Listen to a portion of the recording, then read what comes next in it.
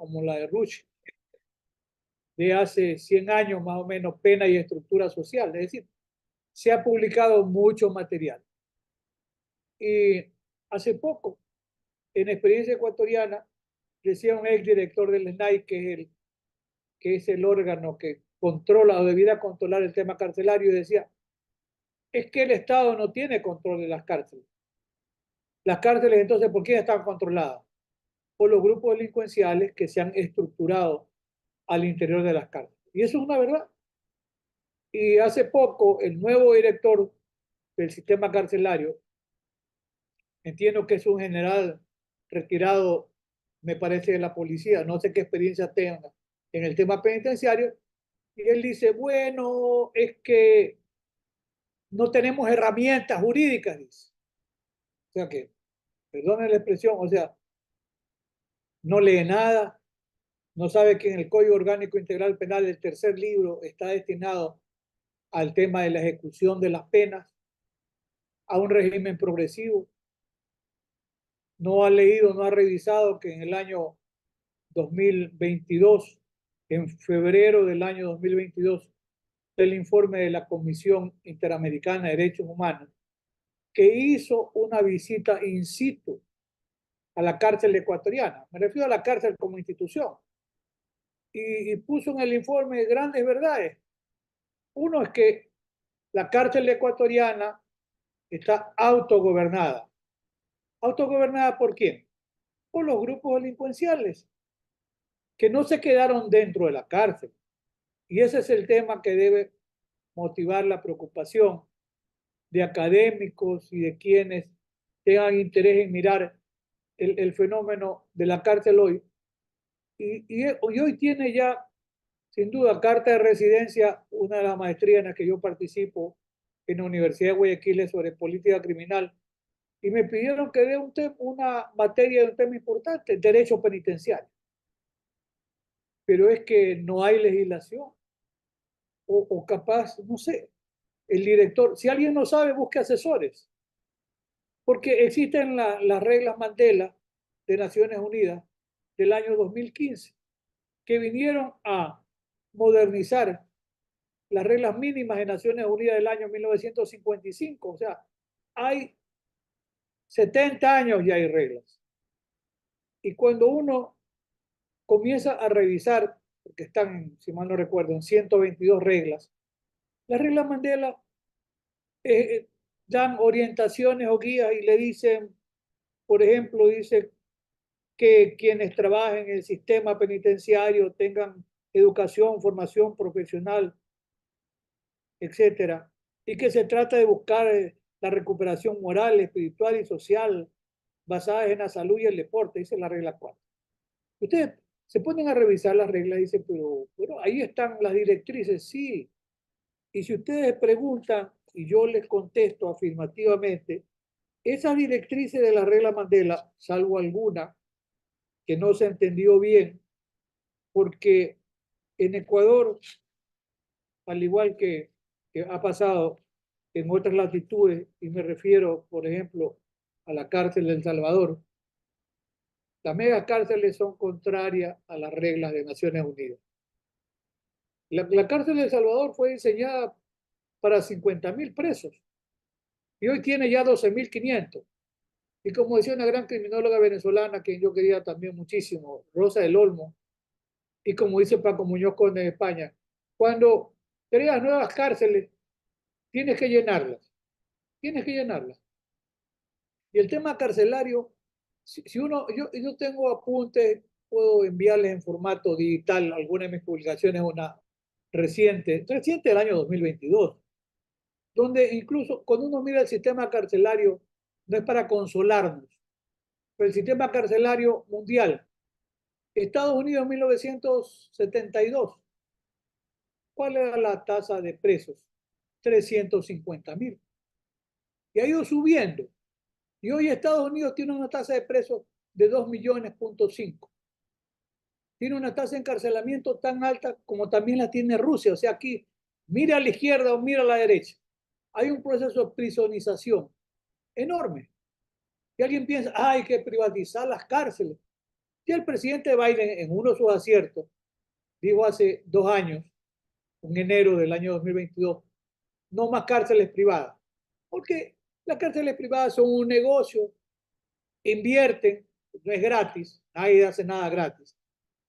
Le dan trabajo a los reclusos, sí, probablemente sí.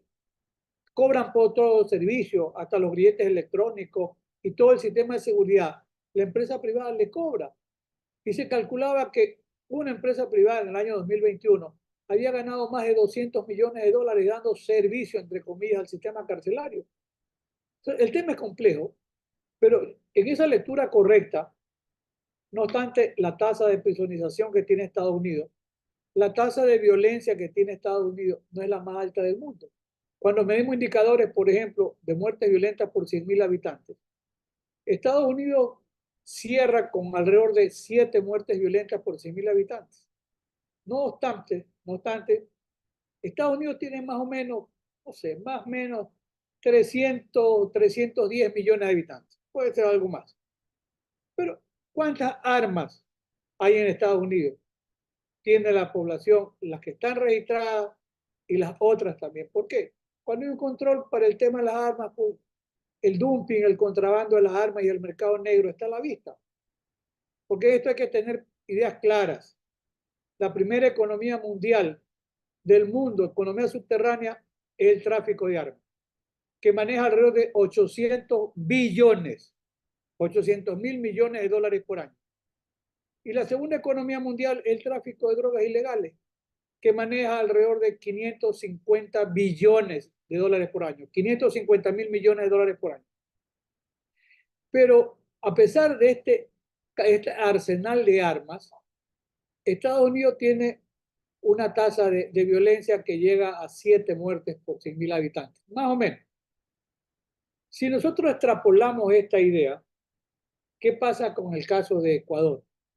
Ecuador cerró el año 2023 con una tasa de muertes violentas de casi 47 muertes violentas por 100.000 habitantes. Es un país que tiene 17 millones de habitantes, con una economía dolarizada, con un salario vital.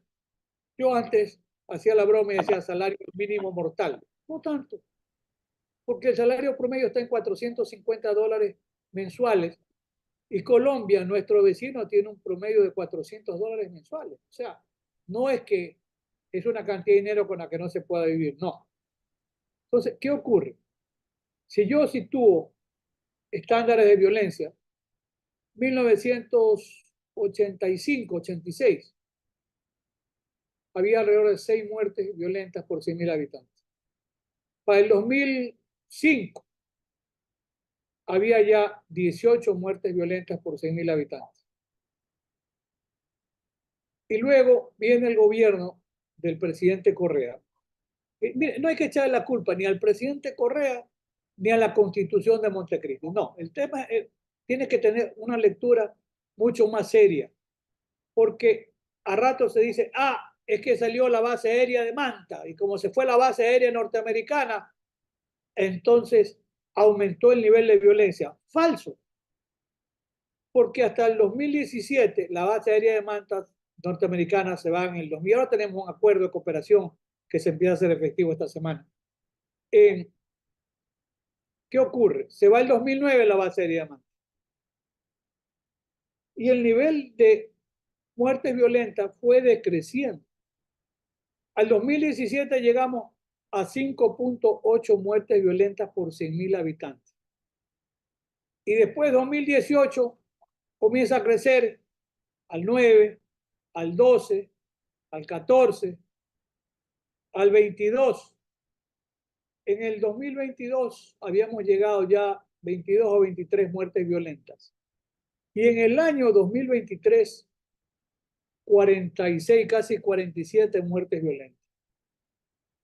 Entonces, ¿qué pasa? Yo le doy una explicación a mi saber y entender. El Ecuador ha tenido la bonanza petrolera más importante en la historia de nuestro país. Y posiblemente esa bonanza petrolera mayor, llegamos a tener un barril de petróleo arriba de $150 el barril, $180. Hoy estamos como en 70, 80. que tampoco es malo. Para mí, durante la época de la bonanza petrolera, hubo un mejor reparto de la riqueza. Mire, Colombia, que tiene un gran desarrollo automotriz, industrial y todo, y México, tienen una tasa de muertes violentas que está entre el 20 y 22 muertes violentas por 100.000 habitantes. Cuando en un país tiene los indicadores de un año no aumenta la tasa de muerte violenta, ya es bastante. Si disminuye, mejor. Pero Colombia y México, con todos los problemas que tengan de los carteles y demás, no aumenta. Es decir, hay una suerte de control y en el tema del reparto inequitativo de la riqueza, Haití y Honduras son los países que son más inequitativos. Y el tercero es Colombia. A pesar de seguir siendo el principal productor de cocaína del mundo. Y el año que pasó, Colombia aumentó el 25% de la producción cocalera y el Perú aumentó el 100% la producción cocalera. Lo que les quiero indicar es que el nivel de la violencia en Ecuador ha ido muy de la mano con el crecimiento exponencial de la cantidad de cocaína que se exporta a través de Ecuador. Porque en Colombia hay 7 bases militares, pero la droga viene ¿por dónde? Viene por la frontera de Colombia con Ecuador. Y las armas que alimentan la violencia vienen por la frontera de Perú con Ecuador. ¿Y qué pasa ahí? Simple y llanamente que no hay control. Y no hay control porque no quieren o porque es rentable no ejercer control. Y hoy estamos con estado de excepción y declaratoria de guerra, que está bien. El día sábado de esta semana última, un, un submarino pequeño que venía de Colombia con 3 tripulantes colombianos, 3.5 toneladas de cocaína. Eso fue el sábado. El domingo amanecer lunes, en una hacienda o finca que tenía subterráneos diseñados, se encuentra el alijo más grande de cocaína que en Ecuador se ha encontrado. El año anterior hubo un descubrimiento aquí cerca, donde yo vivo, en Guayaquil, de alrededor de 8 toneladas de cocaína. 8 toneladas. No estamos hablando de 8 kilos ni 8 sobres. Y esta semana, el alijo de cocaína es el más grande en la historia nuestra. 22 toneladas de cocaína casi. En Estados Unidos, ¿cuánto vale una tonelada de cocaína? 20 millones de dólares, en promedio. En Europa, 60 millones de dólares, un promedio de 40 millones de dólares. ¿Cuánto cuesta la cocaína que esta semana se cayó? Se calcula que cuesta, agárrense bien de la silla, 1.000 millones de dólares. 1.000 millones de dólares. Disculpen a las damas, se dan cuenta por qué estamos jodidos. Y entonces, la cárcel, hoy la cárcel ecuatoriana llegó a estar fue un error haber construido mega cárcel, porque hubo que llenarla. Y el argumento era que se iba, y esto ocurrió en la administración del presidente Correa, así, en esto cuando hay que ser, como yo digo, crítico, hay que ser muy objetivo. Se pensó que se iba a hacer un hospital en la cárcel, bibliotecas, ¿verdad? Casi como una cárcel 5 estrellas. Pero el hecho cierto es que la cárcel se repletó y llegamos a tener hace 2 años aproximadamente, 41.000 o 42.000 presos. La cárcel se sobrepobló. Ese informe que hizo la Comisión Interamericana pone al descubierto lo que dije hace un momento, el autocontrol, que lo tienen quienes, las organizaciones criminales dentro de la cárcel. ¿Y de dónde sale tanto recurso? De la cantidad de droga que hay. Es que las organizaciones criminales manejan la violencia desde la cárcel y están los grupos identificados. Se calcula entre los llamados los lobos y los choneros alrededor de 12.000 y los lobos alrededor de 8.000, 20.000. 20.000 es una cifra impresionante. Y hay quienes apuntan a que puede ser el doble. Y no hay control de armas de alto alcance, ametralladoras, AK-47, la mayor tecnología de armas se encuentra en Ecuador. Y la semana pasada, el día miércoles, fue asesinado un fiscal antimafia, César Suárez. A César Suárez lo regalaron. El argumento de la policía es que él había dicho, yo no necesito protección. Si a Falcone en Italia lo volaron en el carro en época de la mafia de los años 80. Y a Pesci, el fiscal paraguayo, también lo mató un comando en Cartagena. Los fiscales antimafia se vuelven objetivos importantes para la delincuencia organizada y se ha llegado a comprobar que desde la cárcel se organizan operativos para matar personas, porque la cárcel se autogobierna y estos grupos, la cárcel, ¿cómo están distribuidos el sistema carcelario ecuatoriano? Por eso al título que le pusieron los organizadores, yo no le puse, no existe un sistema penitenciario real en el Ecuador que lo maneje el Estado. Lo maneja la delincuencia organizada, el resto es cuento.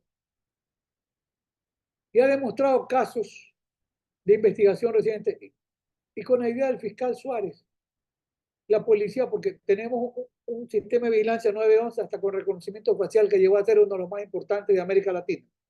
¿Ya? Y él estuvo trabajando el miércoles anterior allí. ¿En dónde? En una unidad de la policía. Y él sale y dice a la policía, él dijo que iba a hacer unas audiencias virtuales. Sí, señor, pero desde que sale de la unidad policial hasta llegar al sitio donde iba a hacer la audiencia virtual, él fue sin una escolta policial, sin un patrullero, sin una moto de la policía. Y lo abarrajaron a tiros, le pegaron 18 o 20 tiros con dos fusiles automáticos. Y ahora se ha comprobado que una de las armas fue utilizada para matar en el 2023 a otro fiscal en una localidad cerca de Durán, un fiscal de apellido Palacio. Y es una arma que está registrada en Estados Unidos. En Estados Unidos la vendieron. Es un arma de asalto preparado, o sea, porque es que no hay control con el ingreso de armas. Y siguen ingresando las armas por la frontera, por los puertos, dentro de los carros, en parte, en motos de agua. Y un puerto gigante como el de Guayaquil, que maneja más de 3 millones de containers por año, mucho más. Es la puerta giratoria para el ingreso de las armas, como son las fronteras, y la puerta giratoria para la salida de la cocaína. Es que el tema de la cárcel ecuatoriana no puede ser mirado si no se miran los indicadores de estos temas relacionados con la criminalidad real. En los últimos años, en Ecuador, hay un promedio de 200 toneladas de cocaína por año, que son decomisadas, Yo daba clase el año pasado virtual me parece que era para Tucumán o para otra universidad, o la del oeste en Buenos Aires. Y yo les decía, ustedes están preocupados, era 2023, porque en el año 2022, yo para dar la conferencia y como iba a hablar sobre narcocriminalidad, que fue lo que sugirieron, le dije, quiero indicadores. Y ustedes están preocupados porque en el año 2022 han aprendido 6 toneladas de cocaína. Nosotros aprendimos 200. Y ustedes tienen 45 millones de habitantes y nosotros tenemos apenas 17 o 18. ¿Ya? Entonces, la cárcel se fue alimentando con más personas y dentro de la cárcel están distribuidos incluso por pabellones. El uno de los tiguerones, el otro de los lobos, el otro de los choneros. Y dentro de la cárcel se organiza secuestro de personas, robo de vehículos. Hay todo tráfico de armas. Una persona que trabaja aquí en Ecuador, Nelsa Curvelo, que sabe muchísimo del tema de conciliar incluso bandas y pandillas juveniles. Es una institución, Nelsa, está un poco mayorcita ya. Y a Nelsa le pidieron que por favor ayude en el tema de la cárcel de Guayaquil. La cárcel de Guayaquil, yo leo indicadores mundiales, a veces es considerada la cárcel más violenta del mundo. Del mundo. Hay alrededor de 14.000, ya no quieren decir ni cuántos presos. Hay una cárcel de máxima seguridad que se llama La Roca. ¿Ya? Es una fortaleza, pero La Roca estaba reparada, podía albergar alrededor de 150 personas, que no sé cuántos serán los líderes, pero 150 es un buen número. ¿Y qué pasó? La policía terminó volando el techo de La Roca. ¿Cuál fue el argumento? Que con un dron habían puesto una carga de explosivos. O sea, no había otra manera de sacar la carga de explosivos La policía voló el dron y voló el techo, inhabilitó a la cárcel de La Roca. Ha pasado desde septiembre del año pasado, recién la compañía aseguradora va a pagar. ¿Cuánto cuesta? $90,000 y no se ha podido recuperar. Entonces, y hoy los líderes, las organizaciones de los choneros, alias Fito, y de los lobos, Pico, ambos se fugaron al inicio de este año. Y algo dijo Nelson Curvelo, lo que les voy a repetir. Ese es un cuento, que la droga y las armas entran con drones, por el aire, por el agua. No, dice. La droga entra por la puerta principal y la puerta principal está custodiada por la policía. Esa es la realidad. Hoy tenemos una declaratoria de guerra y se ha reconocido que existe un conflicto armado interno.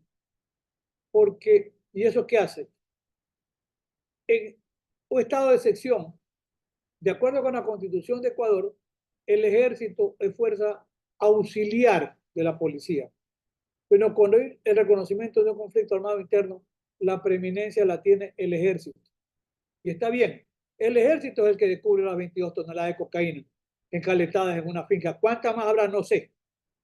Pero 200 toneladas por año, si somos generosos, el 20% de la droga, si calculemos 2.000, se han ido 1.400 toneladas, sí, el 20%, 1.400 toneladas o 1.500 toneladas de cocaína por Ecuador, y eso pasa por año.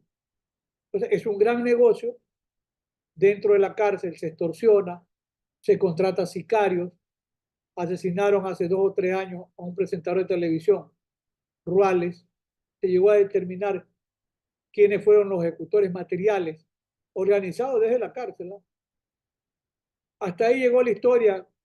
Los autores intelectuales y por qué ordenaron que se mate a Ruales no se sabe. Y el candidato presidencial, asesinado en 2023, el 9 de agosto, Fernando Villavicencio, ¿dónde se hizo el contrato para asesinar a Villavicencio? Dentro de una cárcel de Quito. De ahí se reclutó personal que venía de Colombia, etcétera, pero la cárcel tiene un gran poder porque maneja muchos recursos. Miren, la extorsión, eso lo dice la Comisión Interamericana, está el informe, está publicado de febrero del 2022. La Comisión Interamericana le ha dicho al Estado ecuatoriano, el Estado ecuatoriano no maneja la cárcel, o sea, no es que no hay herramientas, las herramientas no se utilizan. Todo esto de atender a la salud, al deporte, qué sé yo, un mejor nivel de vida, asegurarle que cuando salga tenga posibilidades. No tiene posibilidades. ¿Por qué? Yo en esto hago la siguiente afirmación. No este gobierno, ni el anterior, el Estado ecuatoriano, que son algunos gobiernos. El Estado ecuatoriano se olvidó. ¿De qué? Se olvidó del sector social, del cual la delincuencia organizada recluta, sin duda, a los sicarios. Ese joven, y Ecuador tiene una población joven de, yo creería que en Ecuador los jóvenes son mayores que los medianos y los adultos, pero una población joven que no tiene educación, que no tiene trabajo. Con esto no quiero decir que todo pobre es delincuente, no es verdad, pero una población que no es atendida, ya, que tiene las carencias básicas, es fácilmente reclutable por el crimen organizado, pero por supuesto, y dentro de la cárcel se lo sigue reclutando porque el pequeño consumidor luego se convierte en un microtraficante para consumir la ganancia y después puede dar el gran salto y le dicen, mira, ¿por qué mejor no piensas en que te puedes ganar una cantidad de dinero mayor y haciendo qué? Te conviertes en sicario, ganas más dinero y más rápido. Al fiscal Edgar Escobar, esto que pasó con Suárez, que pasó con Palacio, al fiscal Edgar Escobar, que fue mi alumno en la Universidad Católica y era profesor también. Lo mataron el año pasado a mediados de año. A las 8:15 de la mañana se estaba haciendo limpiar los zapatos en el edificio de la Fiscalía General de Guayaquil. A 80 metros hay una unidad de la policía. No había un policía que prestara servicio en el edificio de la Fiscalía General. Y Edgar Escobar vio a dos muchachos que se acercaban a carrera. Y él era un fiscal que trabajaba contra delincuencia organizada, contra el narcotráfico, contra secuestro de personas, en tema de inmigrantes, de lavado de activos. Él era un objetivo de alto riesgo, igual que Suárez, al que asesinaron la semana pasada. La policía no lo custodiaba. No había un policía ahí. El joven de menor de edad, que de acuerdo con nuestro sistema, la posibilidad que se mantenga en la cárcel será de hasta 8 años. ¿Eh? Y al adulto, ese 34 años, eran 2. Nunca se investigó más allá quién lo mandó a matar a Escobar ni por qué. Entonces, hoy hay un movimiento dentro de la Fiscalía General del Estado ecuatoriano que hace reclamos con toda razón, porque no tienen protección. Y este tema de los jueces y fiscales sin rostro, ustedes saben mejor que yo que el sistema interamericano de derechos, la Corte Interamericana y el sistema interamericano de derechos humanos lo ha proscrito. El ciudadano tiene derecho a saber quién lo va a juzgar. Y ya ha sido condenado Colombia, ha sido condenado Brasil por utilizar jueces sin rostro. Perdón, Perú ya no utiliza jueces sin rostro. Pero no están ni los jueces, algunos, ni los fiscales con la protección de vida. Entonces se los pone como kamikaze a ir a la guerra. Sí, pero sin protección. Con esto lo que quiero decirle para ir terminando por razón del tiempo, que sigue muy limitado, que no va para más. Miren, la cárcel sigue siendo un nido de la delincuencia. En un sistema carcelario, no tenemos un sistema carcelario tan sobrepoblado. A veces se dice el 30% de sobrepoblación, falso. Cuando llegamos a tener 42.000, sí, era el 30% de población excedida. Hoy están más o menos en 31.000 los presos en las cárceles ecuatorianas, que son 30 y tantos de centro. Pues bien, el exceso de la población carcelaria ecuatoriana hoy puede estar en el 10%, no es tanto. ¿Cuál es el problema? El problema no es la población carcelaria, la sobrepoblación. El problema es que el Estado no maneja la cárcel. La cárcel la siguen manejando grupos delincuenciales y hoy en este estado de guerra y estado de excepción, el ejército ecuatoriano, porque miren, en el informe que hace la Comisión Interamericana del año 2022, para aquel momento eran más o menos 320 muertos violentos. Ojo, 2020 sale de la cárcel uno de los líderes de los choneros, lo asesinan en un mall en Manta, y el 2021 empiezan las masacres carcelarias. 70 muertos, 50, 100 muertos, 120. Cuando la Comisión Interamericana está en Ecuador, para el diciembre de 2021 aproximadamente había 320 muertes violentas dentro de las cárceles ecuatorianas. Y exhorta al Estado ecuatoriano a que retome el control de las cárceles. Hoy o hasta el 2023 fueron 14 levantamientos carcelarios violentos, con 470 muertos dentro de las cárceles. ¿Por qué? Porque hay un enfrentamiento feroz. ¿Para qué? Para manejar la delincuencia dentro de la cárcel. Hoy el ejército ha entrado con buen pie, porque en esta ocasión se tomaron 8 o 10 cárceles. Tomaron de rehenes a los guías penitenciarios. Afortunadamente, sí es penoso, aunque sea uno, pero hubo un solo guía penitenciario asesinado. No más, se tomaron 12 o 14 cárceles. El ejército ha recuperado el control de las cárceles, sigue sacando armas, sigue sacando drones, está desmantelando toda la comunicación satelital, no hay inhibidores de señales, póngale teléfonos monederos, pero el Estado no ha controlado, hoy tiene el Estado, de hecho, está controlando las cárceles porque allí está el ejército. Tenemos un estado de excepción que puede durar 60 días y 90, pero yo he dicho algo y reitero, más allá del estado de excepción es por un estado de guerra, y el estado de guerra no tiene tiempo. Usted cuando va a la guerra no le vamos a pelear 90 días, 120, no. El estado de guerra va a durar mientras dure el conflicto. Y está declarado un conflicto armado interno, no internacional. Mire, no nos queda otra vía. Si a mí me preguntan, yo hace 30 años por lo menos en mis publicaciones, sostengo que la única salida racional al problema de la violencia que generan las drogas ilegales es ir a la legalización, empezando por la regularización, que significa que el Estado debe controlar la producción y producir en función de la necesidad farmacéutica, etc. Doy ejemplo.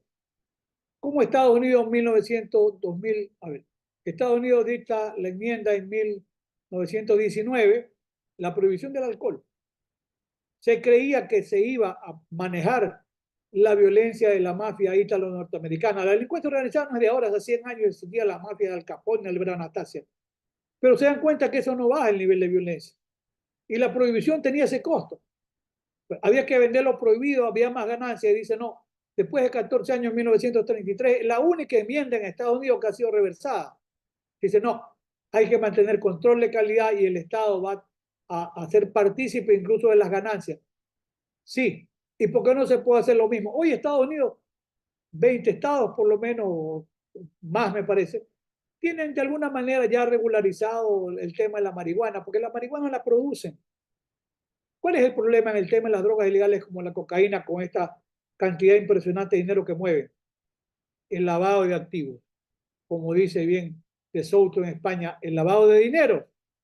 ¿Cuánto la banca del primer mundo se beneficia con el 80% del dinero que se lava o se blanquea? El 80%, 400.000 millones de dólares, si se lo saca de la vena económica del mundo, no sé si la economía mundial puede quebrar. Ese es el gran obstáculo. No hay, ahí está lo que se dijo en Málaga en 1989, en Manifiesto de Málaga, toda la discusión por la propuesta de legalización. Eso es mirar muy lejos, porque la economía mundial depende mucho de lo que producen las drogas ilegales. Pero tenemos que enfrentar el problema. Pues, ¿qué hacer? Ojalá que disminuya la cantidad de cocaína que llega a Ecuador, que busquen otros lugares, no es que le estamos echando la maldición al vecino, que la saquen por Venezuela, que la saquen por Brasil. Pero mientras sigue ingresando esa cantidad de drogas y de armas a Ecuador, el nivel de la violencia va a continuar y habrá rasquiña y luego habrá Fito y Colompico y serán otros líderes, entre comillas, de organizaciones criminales. Por eso es que el Estado tiene que admitir que es un fracaso en cualquier propuesta de rehabilitación penitenciaria. Simple y llanamente no existe rehabilitación penitenciaria en Ecuador. Es una gran mentira y quieren dictar una nueva ley. Si es bueno lo que hay ahí, aplique pues lo que hay. Y con eso concluyo, amigo Walter Ceballos. Muchísimas gracias por tu tiempo y el tiempo de todos ustedes. Muchísimas gracias a usted, estimado maestro doctor Alfonso Zambrano Pasquel, por más bien usted darnos su valioso tiempo, sus conocimientos y su vasta experiencia. En realidad, el tema que usted ha desarrollado no podía ser mejor tema para poder iniciar este foro internacional, ¿no? Nos referimos al sistema de rehabilitación social en Ecuador, dando usted una clara pincelada de la situación actual, no solamente de Ecuador, sino también en todos los demás países. Podemos hablar pues de los países cercanos, como usted los ha mencionado, Perú, Colombia, Venezuela, Bolivia, que también sufrimos el desgobierno, la falta de autoridad del Estado dentro de la política penitenciaria, ¿no? De las cárceles. Así que importante esta aclaración que usted ha hecho y también estos conceptos que ha vertido que dan un marco inicial importante a este foro y justamente por ello nosotros en gratitud a esta participación pues le reconocemos, estimado maestro, esta gran trayectoria que usted tiene, uno de los juristas más reconocidos en su país y nos felicitamos también por haberlo seleccionado para dar inicio, como se dice futbolísticamente, el play de honor a estas jornadas que van a ser 4 jornadas y que la iniciamos brillantemente con su participación. Muchísimas gracias, estimado doctor Alfonso Zambrano Pasquel, en nombre del Instituto de Relaciones Internacionales de la Universidad de La Plata, de Argentina, en nombre de la Universidad Nacional UNED de Santo Domingo, República Dominicana, en nombre del Instituto Escuela Ateneo, en nombre del Instituto Escuela, Instituto Nacional Argentino de Capacitación, Conciliación y Arbitraje, IANCA, además también de Legales Instituto, Escuela de Capacitación Superior del Perú. Muchísimas gracias, esperamos tenerlos en una próxima oportunidad. Muy buenas tardes. Sí, muchísimas gracias nuevamente. Muy bien, con esta brillante exposición que hemos presentado y hemos dado apertura a este foro internacional. Antes de presentar al segundo participante, le damos la bienvenida a todos nuestros amigos, destacados magistrados también de toda América. Saludamos la presencia de jueces de Guatemala, amigos de Argentina, nuestra maestra Palumbo, la doctora Marisela Palumbo de Argentina, la doctora también Susana Monti de la Universidad de Buenos Aires, de la UBA. Asimismo, también nuestros amigos de España, la Universidad de Andalucía y Sevilla, que están haciendo el esfuerzo porque ustedes saben que diametralmente tenemos un horario diferente. Ellos están ya prácticamente entrando al nuevo día y sin embargo nos alegra, nos complace sobremanera que hagan este esfuerzo y que los vale la pena escuchar a estos grandes maestros que se están presentando el día de hoy y seguirán presentándose hasta el día 30. Muy bien, vamos a continuar con la segunda participación y para esto tenemos ya el grato honor de contar en este auditorio y en esta plataforma virtual con el doctor Julio Aguayo Urgilés. Él es juez de la Corte de Justicia del Guayas, es docente universitario de pre y posgrado, además es un gran profesor en Derecho. Tuvimos el gran honor y alegría de conocerlo cuando estuvo hace poco en el Perú, en el Congreso Internacional de Flagrancia que organizó la Corte Suprema del Perú. Tuvimos oportunidad de conocer la calidad de persona, de ser humano y de profesional de nuestro destacado amigo, el doctor Julio Aguayo Urgilés. Él va a disertar el tema herramientas jurídicas para combatir la delincuencia organizada en el Ecuador. Tienes el uso de la palabra. Adelante, estimado maestro. Muchas gracias, doctor Walter. Un gusto, muy buenas por ese afectuoso saludo y presentación. Un saludo cordial y fraterno a nuestros amigos, compañeros y colegas que tienen la gentileza de seguirnos en esta charla.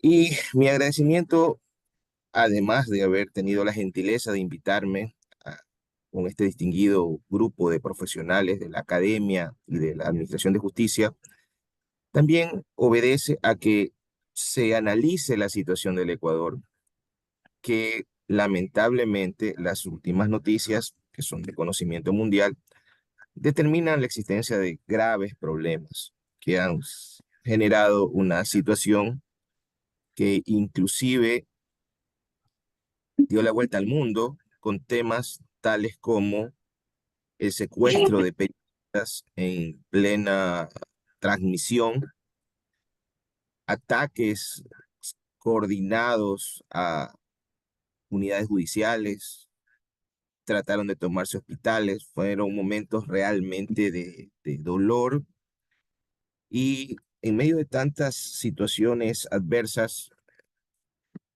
la buena voluntad, el cariño manifestado por los hermanos iberoamericanos hicieron que fuera menos doloroso esos momentos. Realmente la situación del Ecuador no es algo que se haya generado de un momento a otro, porque delincuencia organizada hemos tenido desde hace mucho tiempo. Bandas que se especializaban en ataques o atracos a entidades bancarias, por ejemplo. Pero el negocio de la droga, su incremento y el retroceso del Estado ha significado que muchas cosas que se pensaba que se habían superado regresen con fuerza inusitada.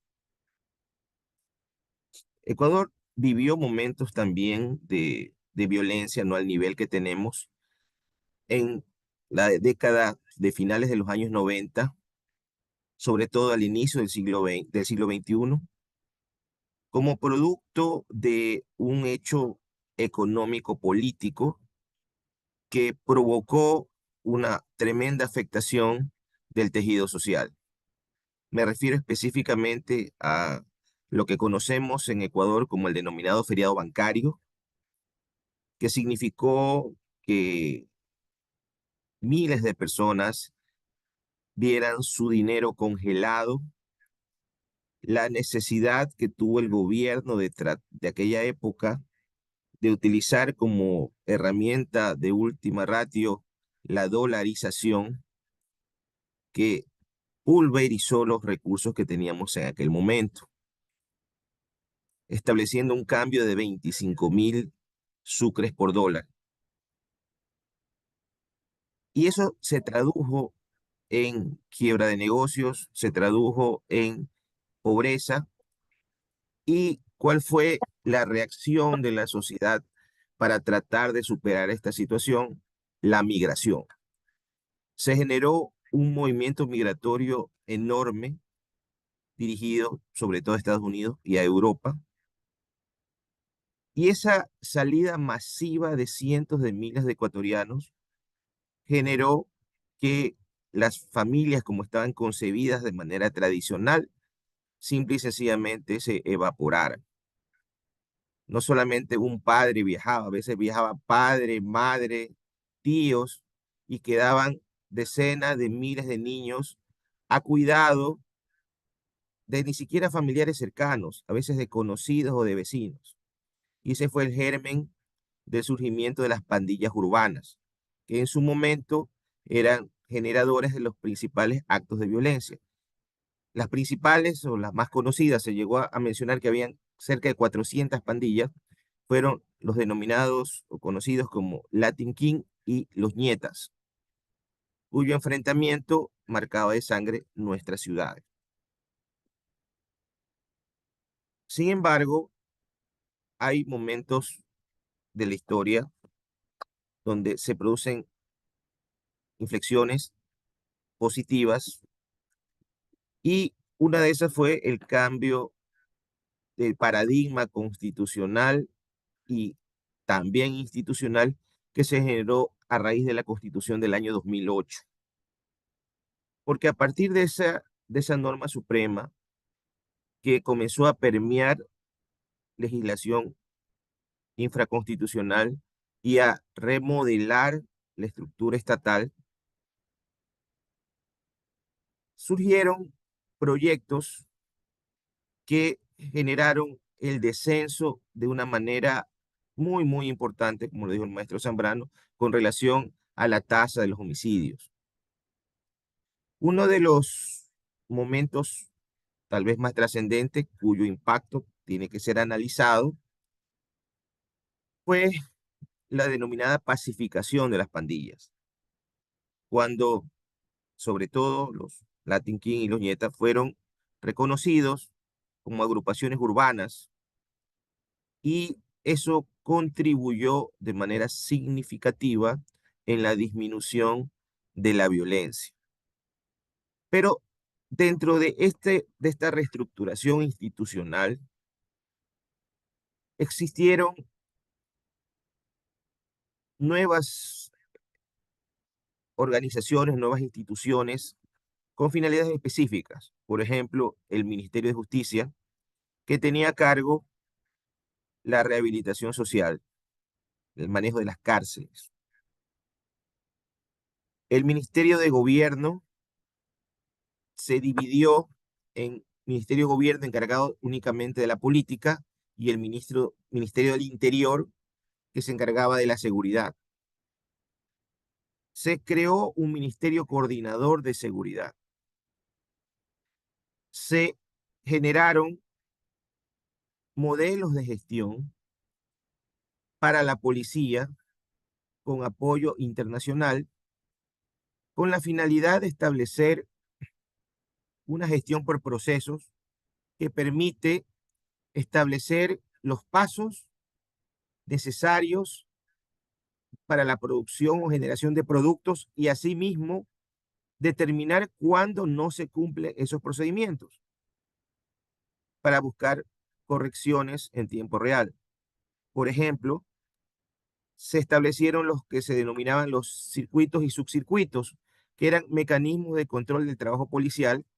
A través de rastreo satelital se podía establecer en tiempo real dónde debía estar un patrullero con su equipo y de la misma manera que ese equipo estaba asignado para responder dentro de un tiempo relativamente breve cuando recibía las llamadas de auxilio.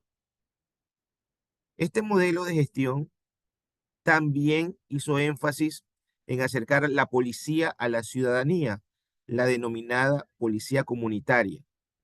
Porque ¿quién más que el pueblo? ¿Quién más que los habitantes de un sector para determinar cuáles son las necesidades de seguridad y señalar los elementos que se consideren como ajenos o peligrosos para ese barrio? El policía comunitario dejó de ser considerado como alguien ajeno, sino que se integró a ese tejido social. Visitaba cada una de las casas, se ponía a las órdenes, daba su teléfono celular, se crearon la posibilidad de alertas tempranas como botones de pánico, se establecieron unidades policiales de diferente magnitud en función de su ubicación, se establecieron mecanismos de depuración policial a través de pruebas de confianza, se limitaron o restringieron las barreras que permitían el acceso a la policía, que a veces dependían de la capacidad económica para poder cubrir garantías o el ajuar o uniforme policial.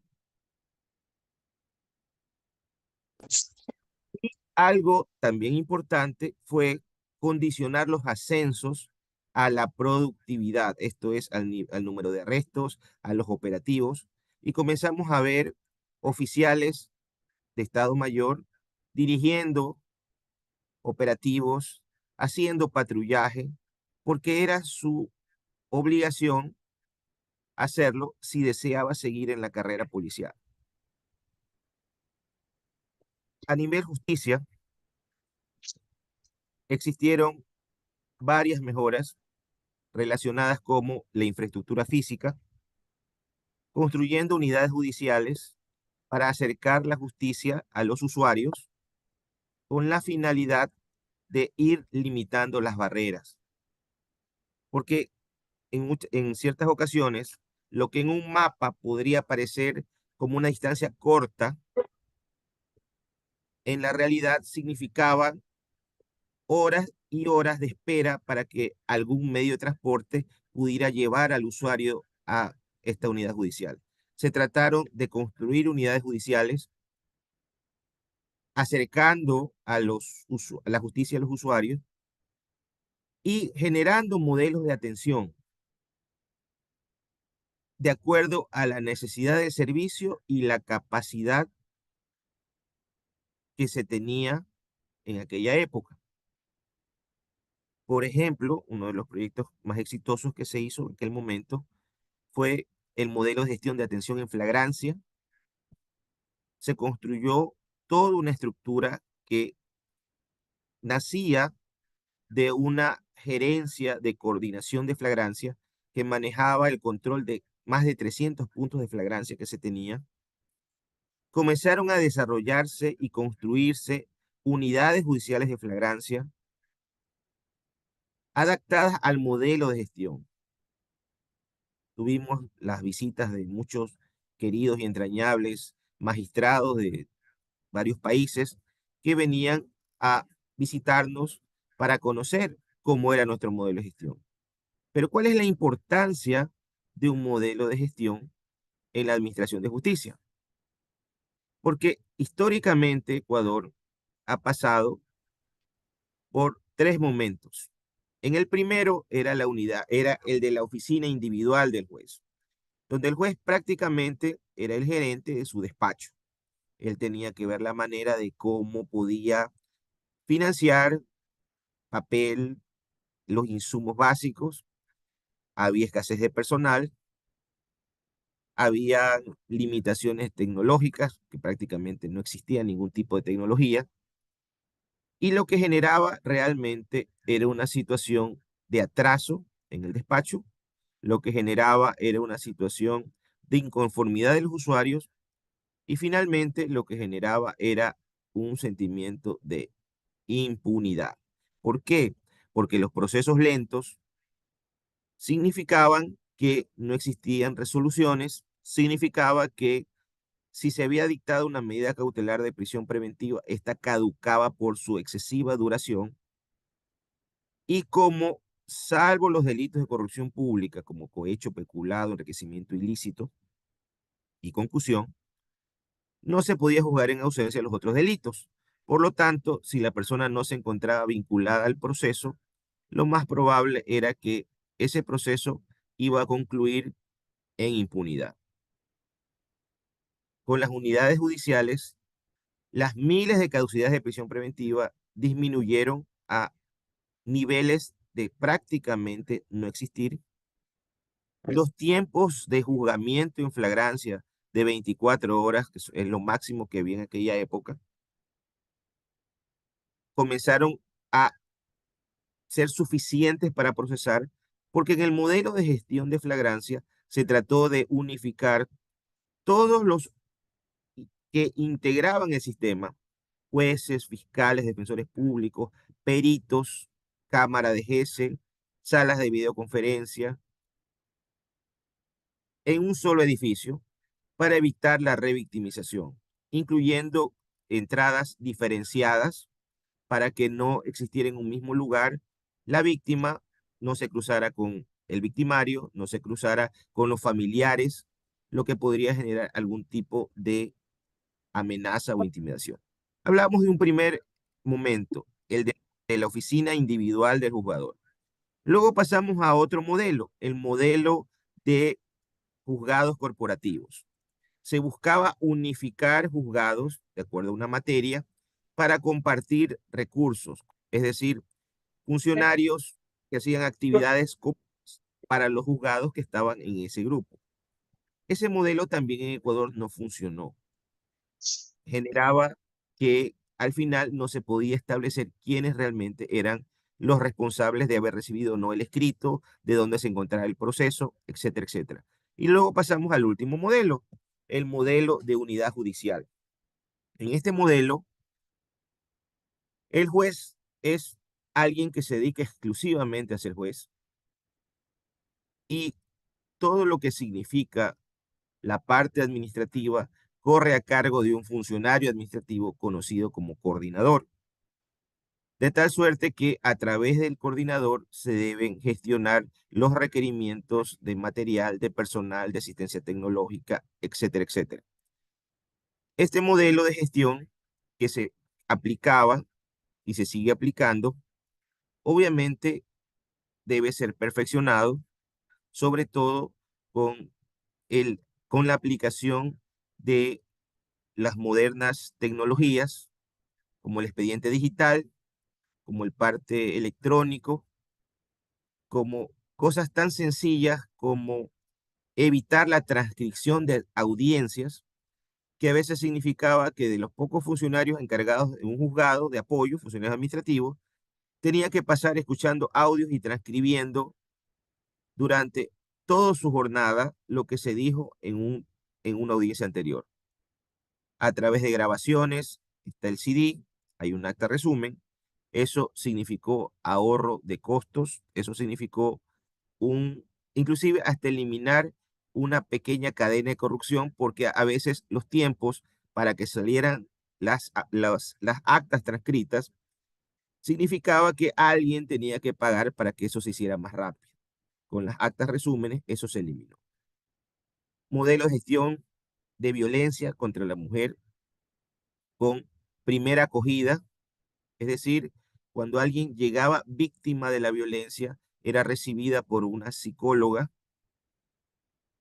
una trabajadora social, un médico, dependiendo de la situación, y se buscaba en lo posible evitar la revictimización, porque además de haber sido víctima de una infracción, en el antiguo esquema significaba que los usuarios tenían que ir en diferentes lugares y contar su historia al policía, luego al ayudante del fiscal, luego al secretario de la fiscalía, luego al fiscal, luego al juez, luego cuando había una audiencia de juicio tener que volver a contar, y todo eso era revictimizador y estigmatizante.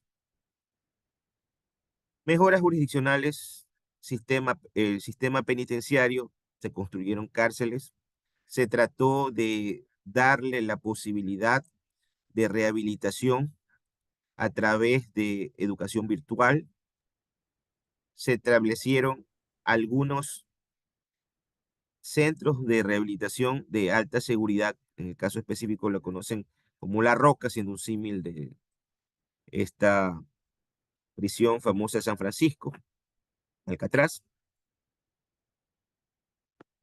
Y todo esto unido a la disminución de necesidades insatisfechas, porque como perfectamente ustedes conocen, la criminalidad es multicausal, pero uno de los elementos más trascendentes es la económica, el dinero.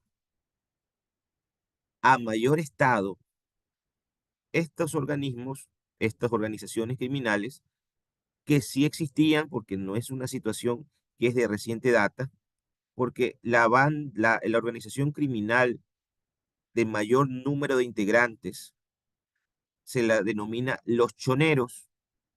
Tuvo su origen en la provincia de Manabí. Hay un cantón de Manabí, una provincia del Ecuador, que se llama Chone. Entonces, los choneros fue el primer grupo delictivo que fue el que comenzó a articularse dentro del comercio internacional de droga. Este grupo delictivo luego fue desafiado por excisiones de ese mismo grupo o por el surgimiento de otras bandas, que algunas trabajaban entre sí y se unían para atacar a otra. Luego de los choneros, tenemos otra banda con casi 8.000 integrantes, que son denominados los lobos, que a su vez también tienen bandas menores periféricas, pero todas se encuentran articuladas dentro del negocio de la droga. Pero no es el único negocio ilícito al que se dedican.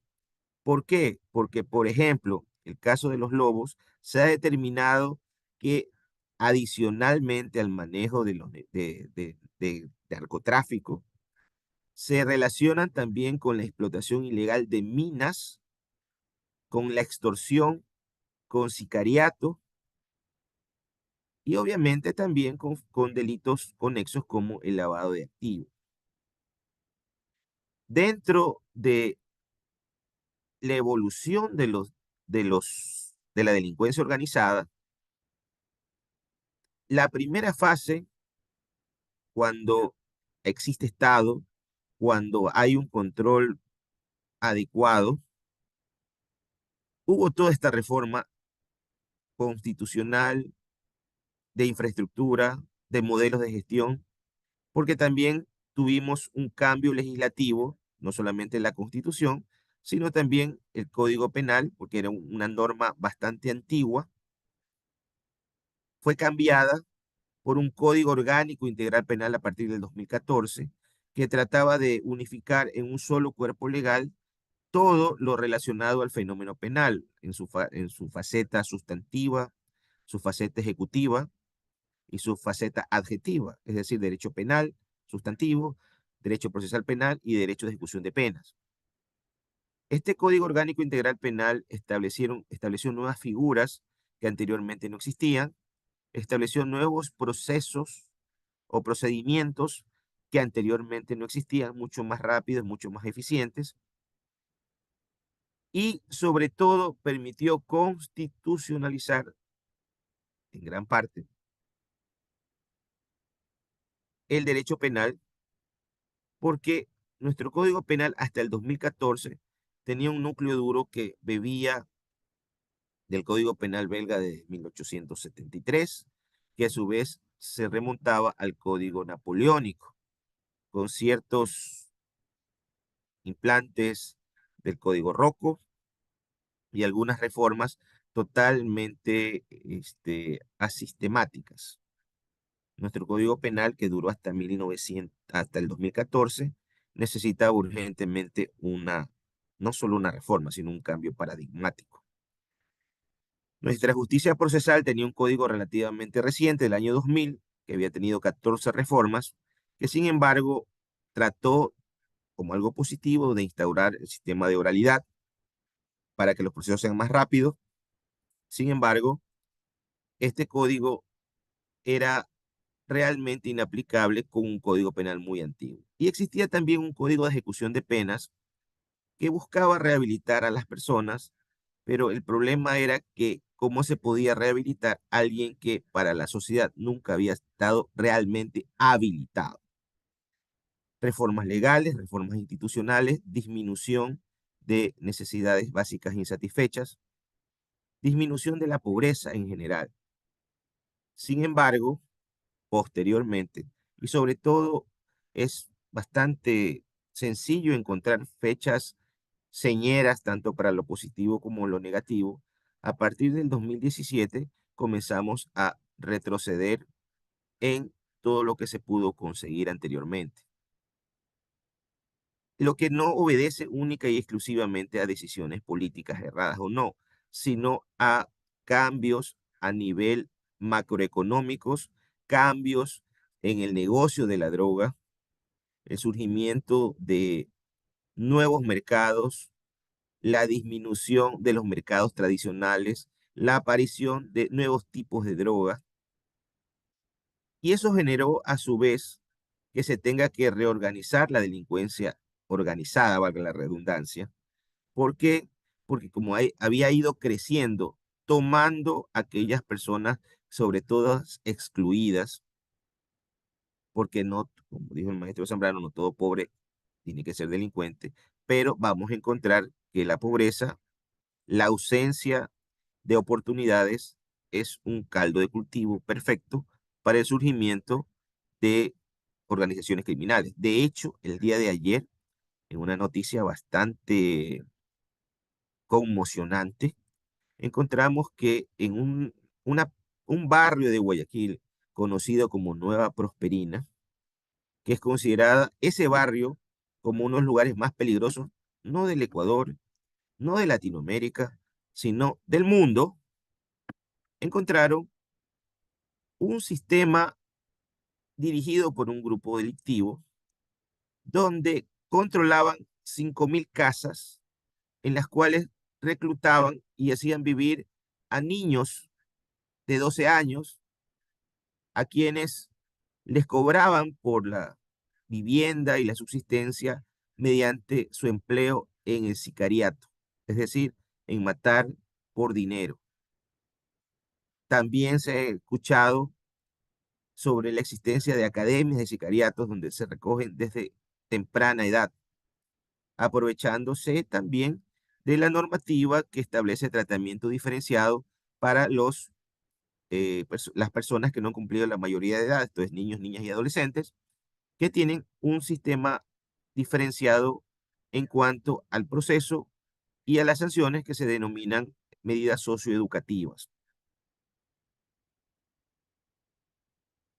Hemos visto en Ecuador que se desafió al Estado de Derecho con atentados de naturaleza terrorista, con colocación de explosivos, con atentados coordinados para generar caos, lo que provocó la reacción estatal y actualmente nos encontramos en un estado de emergencia con el plus de la intervención militar que está generando descenso de la actividad delictiva porque obviamente están militarizados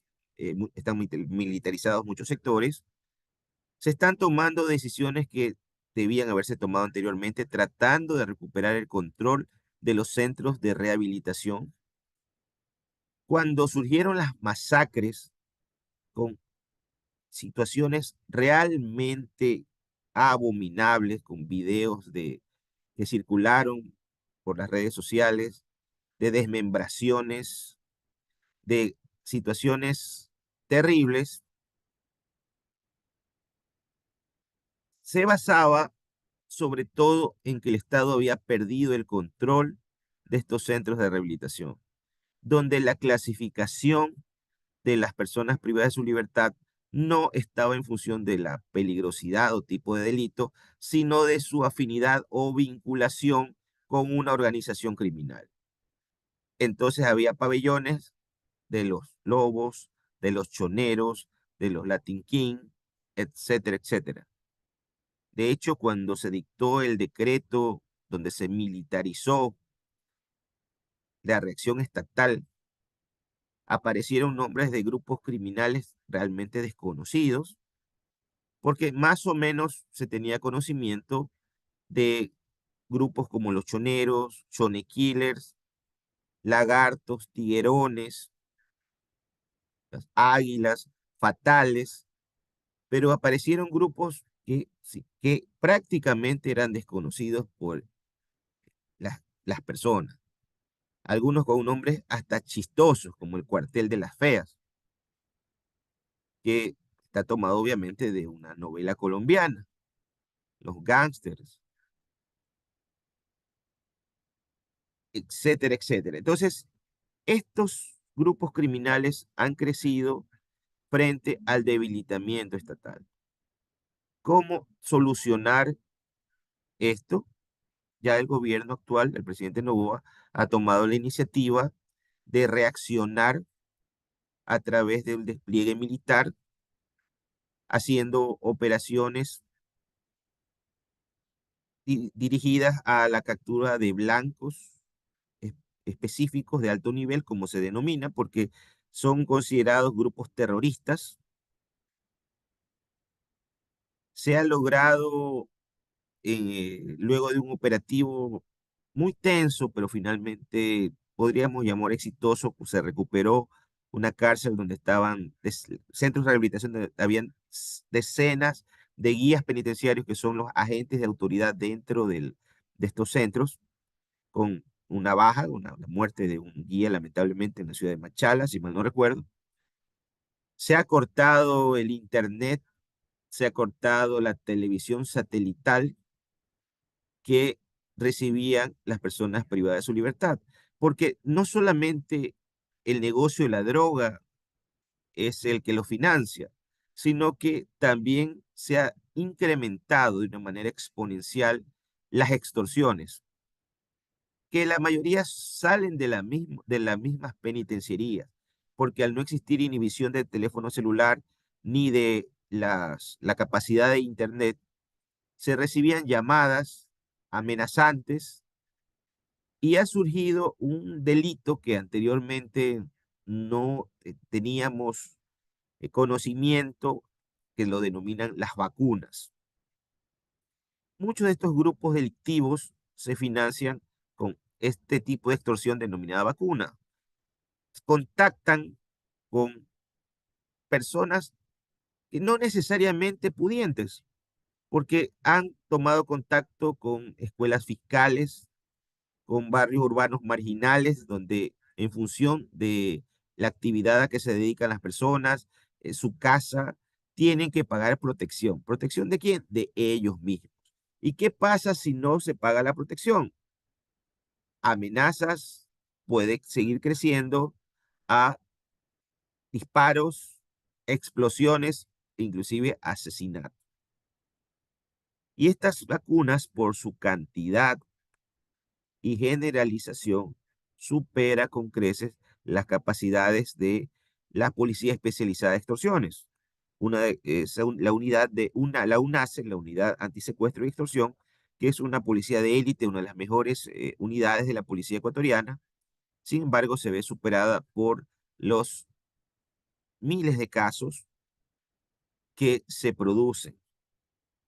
¿Y por qué se ha incrementado este delito de vacunas o surgió y se está asentando?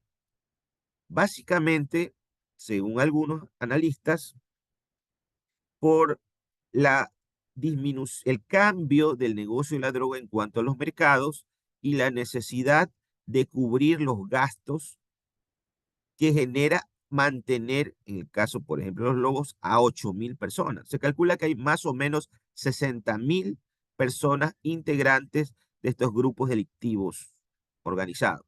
60.000 de un país de 17 millones. La cantidad de droga que se ha decomisado es exponencial. Los mapas de los muertos relacionados con el negocio de droga, con la facilidad de el ingreso de armas de fuego ilegales, pese a que existe una interdicción del uso de las armas en el Ecuador. Es decir, Se encuentra prohibida salvo circunstancias especiales como permisos para determinadas actividades. Sin embargo, entran y salen sin ningún problema armas de fuego que son utilizadas en varios actos criminales. ¿Qué hacer frente a esta situación? Ha habido una postura que dice que quien ha cometido un delito ha perdido sus derechos. Esa situación de un extremo punitivismo penal que mucha gente lo recibe de manera efusiva porque se siente atacada y el miedo es el peor de los consejeros, nos hacen olvidar que es importante que hasta el más grande, o no grande porque no son grandes, sino el más peligroso de los delincuentes, reciba un juicio y la sentencia sea acorde con la gravedad de la infracción. Y eso no significa bajo ninguna circunstancia impunidad, porque el Estado debe diferenciarse en cuanto a su reacción de las personas a quien está investigando o sancionando. ¿Qué hacer? Soluciones sencillas o mágicas no existen. El terreno que ha ganado la delincuencia organizada lo va a tratar de mantener a sangre y fuego.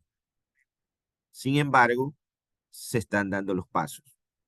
La decisión que tomó el gobierno ecuatoriano, la cual tampoco significa que se pueda prolongar eternamente en el tiempo y en el espacio, porque no tenemos la capacidad económica para sostener ese esfuerzo militar por muchos meses. En segundo lugar, es importante que el Estado intervenga dando oportunidades que los ciudadanos, carenciados sobre todo, puedan verificar que el Estado no es su enemigo, sino a través de programas sociales, educativos, se generen situaciones de oportunidad. Existe, Ecuador, tienes jueces, unidades judiciales de delincuencia organizada, especializada en el combate a este tipo de infracciones. Se puede de pronto ajustar su modelo con la finalidad de evitar el riesgo de la integridad física de los operadores de justicia. Hemos visto la lamentable muerte de fiscales, a quienes tuve el gusto de conocer. El caso del fiscal César Suárez fue ayudante judicial cuando yo era fiscal, lo conocí de 22 años y pude ver todo su deseo de crecimiento personal y profesional, que lamentablemente se vio truncado al ser cobardemente asesinado, dejando 4 niños en la calle, en la orfandad, perdón, en la orfandad, pues está con su familia. El fiscal Edgar Escobar, también compañero fiscal, amigo, ejecutado al pie de la matriz de la Fiscalía de Guayas, es que son tomadas para amedrentar, para asustar, pero conozco a muchos fiscales y muchos jueces que están comprometidos con honrar su trabajo, arriesgarse a la incomprensión a veces de los usuarios y poniendo en riesgo su vida. Cambios normativos podrían analizarse, pero hay que tomar en cuenta que el aumento de la punibilidad no necesariamente genera mágicamente la disminución de delitos. Se tiene que analizar buenas prácticas que ya se han hecho, mejorarlas, pedir asistencia internacional como ya se lo ha hecho. Países han ofrecido, como Estados Unidos, ya se ha firmado un convenio, Brasil ha ofrecido también su apoyo, entre otros países, porque la delincuencia organizada no es un tema local, no es un tema solo de Ecuador, porque Ecuador está sufriendo la crisis producto del negocio internacional de la droga. Estos grupos delictivos se convierten en los custodios, los intermediarios para el traslado de una frontera a los espacios marítimos, de donde se distribuyen a Estados Unidos, aunque ha disminuido el envío, sobre todo a Europa, donde hay mayor ganancia.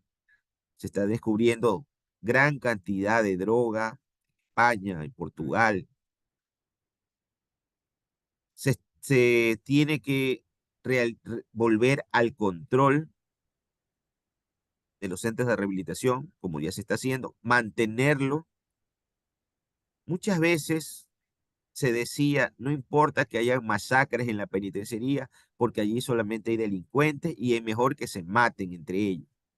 Pero no se dan cuenta que la violencia de los centros de rehabilitación permea la sociedad y termina contaminándolo todo. Porque muchas de las personas que morían en esas masacres penitenciarias, algunos estaban detenidos por delitos menores, inclusive hasta por temas de alimentos. Hago votos para que mi país logre superar estos problemas. Tengo la confianza en las autoridades, tengo la confianza en la capacidad del ecuatoriano de solucionar sus adversidades y recordando siempre que la noche se pone más oscura antes del alba y la luz volverá nuevamente. Muchas gracias con todos y todas. Gracias por la invitación. Gracias por la paciencia de haberme escuchado. Muy buenas noches. Hasta volvernos a encontrar. Muchísimas gracias a usted, estimado maestro doctor Julio Aguayo Gilés, por esta excelente participación con un tema también muy importante que es ya desde el punto de vista del organismo judicial, las herramientas para combatir la delincuencia organizada en el Ecuador, desde su perspectiva de juez, de la perspectiva jurisdiccional. Pues es importante saber que se han tomado medidas a pesar del desborde. No, el organismo judicial no se queda de brazos cruzados y también participa, como todos los elementos de la sociedad, pues en esta lucha que se le debe dar frontalmente a la criminalidad organizada, bajo ya nuevos conceptos, ya que los anteriores, todas las prácticas que se han venido realizando, pues estamos viendo que son insuficientes, ¿no? Y que la violencia, la espiral de la violencia, la delincuencia, pues cada vez se hace más compleja. Y eso justamente es uno de los motivos por estar presente en este foro y tener la oportunidad de escucharlos y también, también de los amigos de los diversos países que están presentes, también seguro estarán sacando sus propias conclusiones, sus propias ideas. Esperamos que todo esto coadyuve a mejores resultados luego en el campo objetivo, en el campo concreto. Muchísimas gracias, doctor Julio. Siempre es un honor y siempre es una alegría, además, particular verlo. Esperamos nuevamente reencontrarnos, doctor. De repente, si no en Perú, en alguno de estos eventos, grandes eventos que se están realizando, como este que vamos a tener en Santo Domingo dentro de poco, ¿no? Que es el Congreso sobre el tema, sobre el sistema acusatorio en el juzgamiento, y donde también, como acá virtualmente, pero ya físicamente se van a reunir grandes juristas y también seguro amigos, pasantes y también participantes del Congreso Internacional. Estimado doctor Julio, un honor siempre, una alegría y un gran abrazo hasta Ecuador y en su persona a todos nuestros hermanos de la hermana República del Ecuador. Muchísimas gracias, muy buenas tardes y por favor síganos acompañando para poder continuar con un hilo conductivo importante, que es importante en este caso porque la propuesta es ella. El día de hoy se están presentando juristas del Ecuador, reconocidos, magistrados, jueces y también docentes universitarios, como ha sido el caso del doctor Alfonso Zambrano Pasquel, gran, también autor de grandes obras que han llegado, pues algunas de ellas también seguro que a muchas de sus manos, y también es un honor tenerlo todavía con nosotros. Entonces, y justamente para un poco recordarles cuál es la metodología el día de mañana, que es viernes 26, el día lunes 29 y el día martes 30, vamos a tener la presencia muy grata de docentes, de juristas de 10 países de América, ¿no? Que van a también a dar luces, también van a dar sus opiniones, van a compartir sus experiencias profesionales y académicas en torno a estos temas que nos reúnen en este foro internacional. Vamos a continuar, entonces ya tenemos la grata presencia de nuestro siguiente participante y si nos permiten para hacerle la presentación, vamos a leer, bueno, una breve resumen de su hoja de vida y nos estamos refiriendo al doctor Homero Tayupanda Quirós.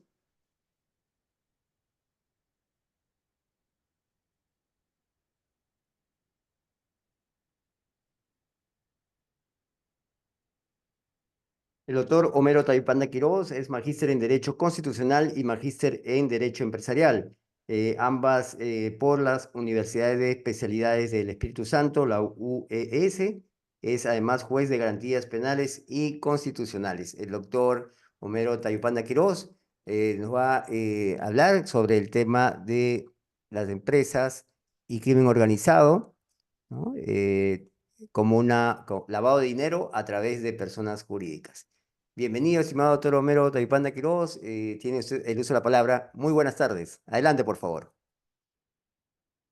Querido doctor Walter, muy buenas tardes. Estimado doctor Zambrano Pasquel, doctor Julio Aguayo, un abrazo a mis maestros, estimados colegas de los diferentes países hermanos. Gracias por acompañarnos y darnos esta oportunidad de compartir nuestras experiencias, nuestra realidad jurídica con ustedes. Bien, el día de hoy vamos un poco a analizar en relación a cómo las empresas o las personas jurídicas en Ecuador también han servido, algunas de ellas, como herramientas para el crimen organizado. Algunas empresas jurídicas, ¿verdad?, han sido blanco de este crimen organizado y han servido como herramientas justamente para la perpetración de un sinnúmero de delitos. Y para ello, adentrarme a ello, me gustaría compartir un minuto de un reporte televisivo que me va a permitir compartir lo que quisiera.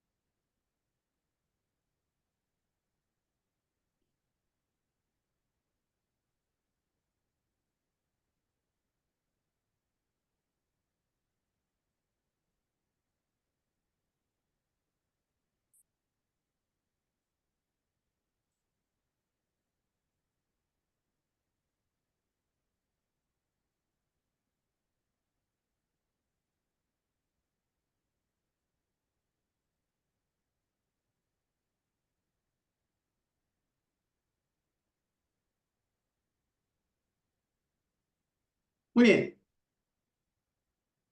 Antes del año 2014, en Ecuador era impensable, y así lo señalaba la Corte Constitucional, era impensable atribuir la responsabilidad penal a las empresas. Me refiero a las personas jurídicas técnicamente hablando. Pero justamente, tanto por los convenios internacionales, ¿verdad?, convenio contra la lucha contra la corrupción, convención del OECD, y nuestra realidad jurídica han permitido que en el año 2014 existe una reforma en el que se incluye lo que se conoce como societas delinquere potest. Las sociedades son capaces de ser caldo de cultivo para la comisión del crimen. A raíz de 2014, agosto, prácticamente estamos por cumplir una década ya, la Corte Nacional de Justicia, el máximo órgano de la justicia ecuatoriana, no ha tenido todavía la oportunidad de sentar un precedente en relación a la responsabilidad penal de las personas jurídicas. En el estudio y en la investigación que he realizado, en Ecuador se han procesado aproximadamente una centena de personas jurídicas por diversos delitos, pero en su gran mayoría por lavados de activos. Lavados de activos. Y es en el artículo 49 de nuestra legislación interna penal que se recoge justamente este tipo de responsabilidad de las personas jurídicas, tomando en cuenta la realidad social que vive, que el crimen organizado se vale no solamente de empresas fantasmas o empresas de fachada, sino de empresas que realizan su actividad comercial en el mercado globalizado. De allí que en Ecuador, al menos a nivel de la Corte Nacional de Justicia, todavía no tenemos una sola sentencia, un precedente que hace referencia en relación a la responsabilidad penal de las personas jurídicas. Tenemos a nivel de jueces de primer nivel sentencias, condenas, inclusive a nivel de corte provincial, pero no tenemos todavía algún precedente que brinde lineamientos de, por ejemplo, qué tipo de imputación es el modelo ecuatoriano. Lo que sí tenemos es varias reformas a raíz del 2014 en relación, por ejemplo, a la adopción de programas de cumplimiento como un sistema de atenuación de la responsabilidad penal. A diferencia de lo que ocurre esto en España, que los programas de cumplimiento son inclusive causas que eximen la responsabilidad en nuestro país, tenemos como un sistema de atenuación de responsabilidad penal. Ahora bien, en esta lucha contra el crimen organizado, donde el crimen organizado también ha adoptado a empresas lícitamente constituidas, es más, hubo un informe periodístico que señalaba que actualmente las grandes empresas criminales están comprando, están adquiriendo de forma lícita las empresas que operan lícitamente y que tienen mayor ranking en las exportaciones. ¿Para qué? Para que de esta manera poder utilizar estas empresas comprando, adquiriendo lícitamente y luego obviamente utilizarlo para el servicio del crimen organizado, sea para exportar cocaína, sea para realizar lavados de dinero, ¿verdad? Entonces, como decía el doctor Zambrano Pasquel, el querido maestro nuestro, ¿verdad? Las puertas grandes para el ingreso y egreso de armas de fuego, de droga, son los puertos de aduanas, son los puertos. Se decía que iban a implementar escáneres, ¿verdad? Pero a cuenta del día de hoy, seguimos viendo las contaminaciones de containers, miles y millones de containers que salen por día. El Instituto Nacional de Censo en Ecuador, INEC, una institución que se encarga de estadística, señala que en Ecuador al 2023 hay más o menos 1,5 millones de personas jurídicas, 1,5 millones de personas jurídicas. Y que estas personas jurídicas realmente juegan un rol preponderante en la economía global o en la economía del Ecuador. Evidentemente no podemos negar que gracias a las personas jurídicas, a las empresas, se ha incrementado la economía y evidentemente en un mundo globalizado es impensable hablar de negocios sin que esté inmerso las personas jurídicas. Pero esto también ha sido en ciertas personas jurídicas un caldo de cultivo para actividades criminales que en nuestro país han sido procesadas penalmente en ciertos delitos. Ahora, también me gustaría compartirles nuestra realidad nacional. Voy a compartirles la página del Servicio de Rentas Internas para mostrarle que en nuestro país, acá está, miren, esta es la página oficial, ¿verdad? Señala el Servicio de Rentas Internas que en el año 2023 han detectado, fíjese, 1.075 empresas fantasmas, ¿verdad? Al año 2023, 1.075 empresas fantasmas. Es fácil notar que evidentemente las personas jurídicas también han sido utilizadas como una herramienta para el crimen organizado y la política criminal también se han centrado en las corporaciones. En el año 2013 mencionaba en una sentencia de la Corte Constitucional, específicamente en el dictamen 027-2013 de la Corte Constitucional de Ecuador, en su momento, antes que entrara en vigencia nuestro ordenamiento jurídico actual, señalaba la Corte Constitucional, fíjense, que aplicar el apotegma de societas delinquere potest era impensable. Era impensable atribuir o trasladar la responsabilidad penal a las personas jurídicas. Pero a raíz, el año siguiente, cuando ingresa el Código Orgánico Integral Penal con esta aplicación de societas delinquere potest, evidentemente la Corte Constitucional, cuando analiza la inconstitucionalidad de la responsabilidad penal que fue planteado, una parte señalando que se alegaba la falta de igualdad, porque en Ecuador, a diferencia de otros países, solamente responden penalmente las personas jurídicas del derecho privado. Las empresas públicas en materia de responsabilidad penal no son imputables, no son personas imputables.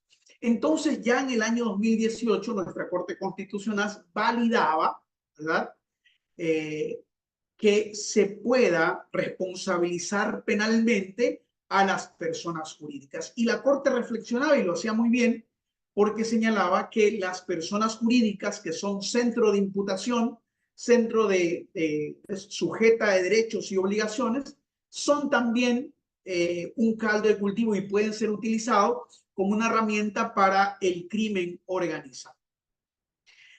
De allí, ¿cuál ha sido el inconveniente, queridos colegas, queridos doctores, en relación de por qué hasta una década después no hemos tenido un pronunciamiento de la Corte Nacional de Justicia, que es el máximo órgano de justicia ordinaria, en relación a la responsabilidad penal de las personas jurídicas? En gran mayoría es justamente por la falta de cultura jurídica de la responsabilidad penal empresarial.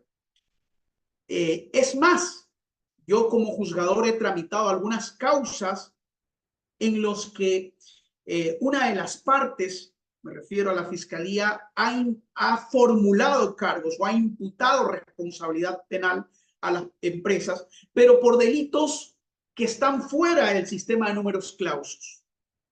Porque dicho sea de paso, hay una obra que ayudó el doctor Zambrano Pasquel, escribió un aporte justamente en relación a la responsabilidad penal de las personas jurídicas y señalaba que nuestro sistema es un sistema cerrado de números clausus, esa es nuestra corriente. El artículo 49 así lo establece, señala que en los supuestos previstos en este código. Significa esto que no por todos los delitos que conforman el catálogo del Código Orgánico Integral Penal las empresas pueden responder, sino por un número cerrado que el propio código así lo establece. Entonces, en nuestra legislación actualmente, con las reformas del año 2021 y 2022, tenemos aproximadamente 100 delitos más o menos en los que una persona jurídica puede ser formulada a cargos, puede ser reprochada penalmente. Más o menos 100 delitos. Entre ellos está, pues, el lavado de activos, ¿verdad?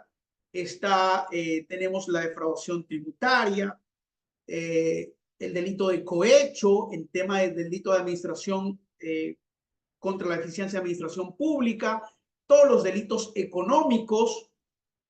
Tenemos también aquellos delitos que son susceptibles de reproche penal. Pero hay ciertos delitos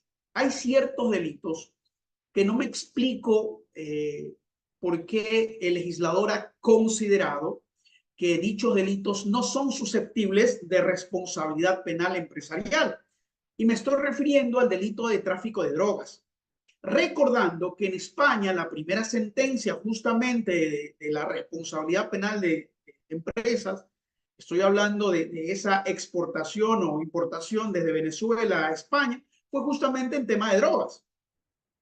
En ese sentido, en nuestro país, si bien es cierto, existen una centena de empresas, personas jurídicas procesadas penalmente, pero en su mayoría todavía no llegan a la Corte Nacional de Justicia y todavía no tenemos unas reglas o precedentes o regulaciones de cuál es el criterio o cuál es el modelo de imputación que la Corte Nacional va a validar. Mientras tanto, nos apegamos a la doctrina, nos apegamos a la legalidad, el artículo 49, ¿verdad? En ese sentido.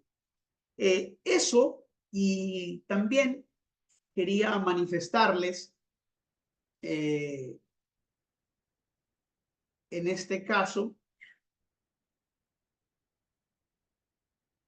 que en esta lucha contra el crimen organizado, considero que la Asamblea tiene un rol preponderante en lo que tiene que ver con la criminalización primaria, porque en la Asamblea Nacional del Ecuador, que es el ente legislativo, podrían ampliar este catálogo de delitos para que los delitos, el crimen organizado tenga mayor influencia de generar a través de las empresas, también incluyan este catálogo de delitos donde el Poder Judicial o la Fiscalía General del Estado puedan procesar penalmente a las personas jurídicas.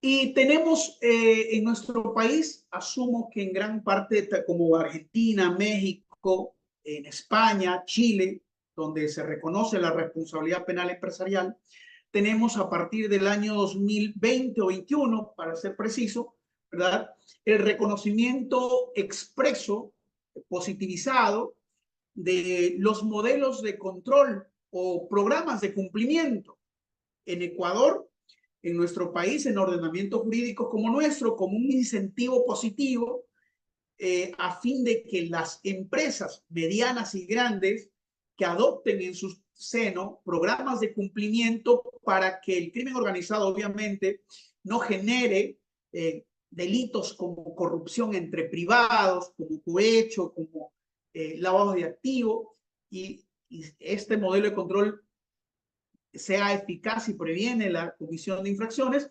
sirva como un atenuante de la responsabilidad penal de las personas jurídicas. En Ecuador, como decía el doctor Julio Aguayo, tenemos una justicia especializada donde todos estos delitos que tienen que ver con corrupción y delincuencia organizada lo conoce exclusivamente en la ciudad de Quito ante jueces especializados. Antes nosotros conocíamos acá en la ciudad de Guayaquil los delitos cometidos en nuestra jurisdicción, más sin embargo, actualmente los conoce en la ciudad de Quito.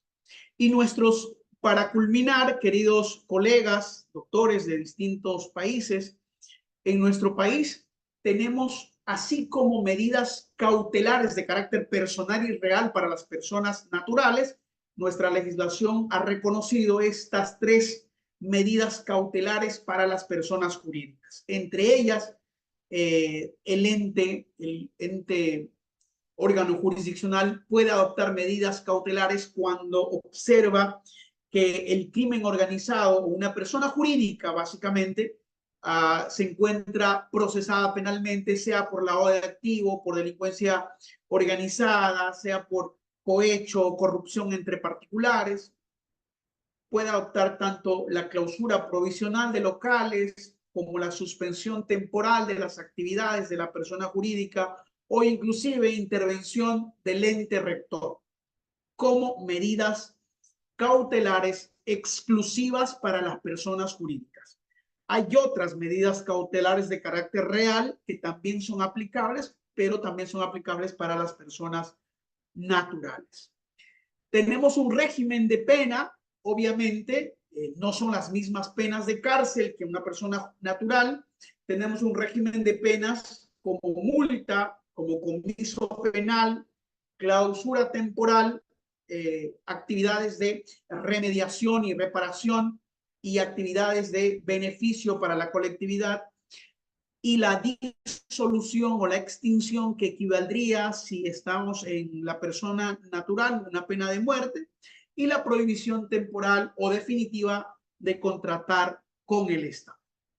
Así como tenemos el sistema de medidas cautelares, así tenemos sistema de penas, también tenemos acá un sistema de atenuantes. Entre las atenuantes, había manifestado hace un momento, es haber implementado un sistema de un programa de cumplimiento en el seno de la empresa antes de la comisión de la infracción penal.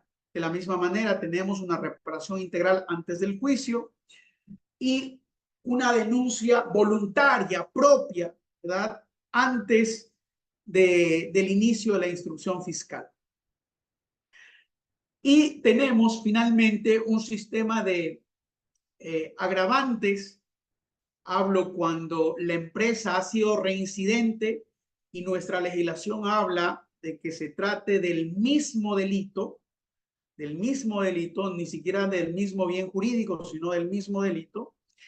Y también un sistema de agravantes de que cuando la empresa se vale de otra para la comisión de la infracción o cuando se burla de la normativa interna para evadir el cometimiento o para más bien para evadir la responsabilidad de la penal.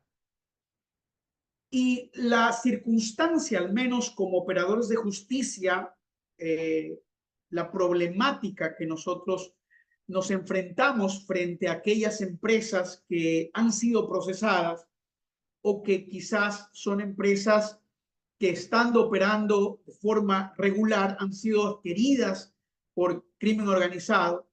La circunstancia es que no tenemos un régimen jurídico claro en relación a las atenuantes, agravantes, porque no hay formas de cómo aplicar las atenuantes, agravantes.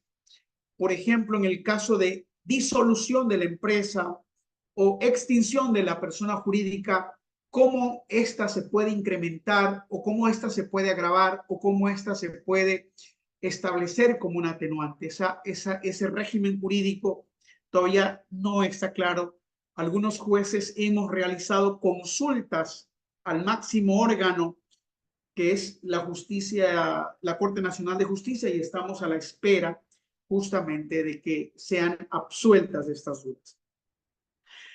Esto, querido doctor,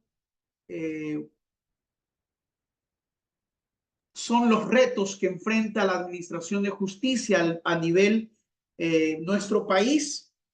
Actualmente, cuando justamente debatimos sobre la responsabilidad penal de las personas jurídicas, hay autores que sostienen que estamos frente a un modelo de autorresponsabilidad penal por el hecho propio de la empresa.